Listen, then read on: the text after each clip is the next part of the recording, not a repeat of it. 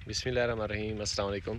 अच्छा, आज बड़ी इंटरेस्टिंग बात आपसे शेयर करने लगा हूँ कि हमारे एक ज़हन में सवाल आता है कि जब हम गंदम को लेट पानी लगाते हैं, देर कर देते हैं, तो तब तो नुकसान होता है, क्योंकि उस टाइम उसकी ड्रिलिंग का टाइम चल रहा होता है। अगर हम लेट पानी लगाते हैं तो नुकसान हो जाता है। क्या है कि अगर हम अपनी गंदम को जल्द पानी लगा लें, टाइम से पहले भी पानी लगा लें, तो फिर भी उसका कोई नुकसान है, फ़ायदा है या कुछ भी नहीं।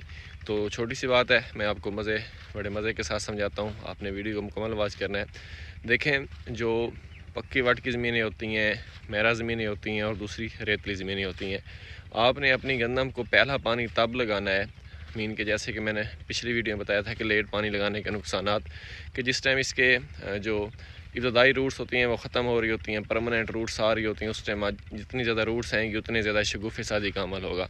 तो वो तो एक टाइम होता है कि आपने अपनी गंदम को पानी लगाना होता है।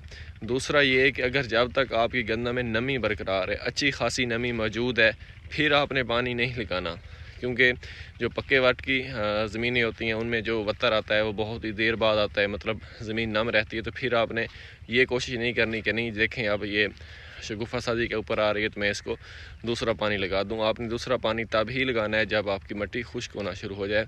आमतौर पर ये जो रेतली या फिर मेरा ज़मीनें होती हैं, इनमें कुछ ज़्यादा खुश्की आ जाती है जल्द, स्पेशली जो रेतली ज़मीनें होती हैं, तो फिर आपको पहला पानी जल्द लगाना पड़ता है। ऐसी ज़मीनों को देख कर बाज़ तो 10-12 दिन बाद भी लगाना पड़ता है, क्योंकि जो रेतली ज़मीनें होती हैं फिर नई तैयारशुदा ज़मीनें होती हैं। तो आपने पहले पानी लगाते वक्त इस बात का ख्याल रखना है।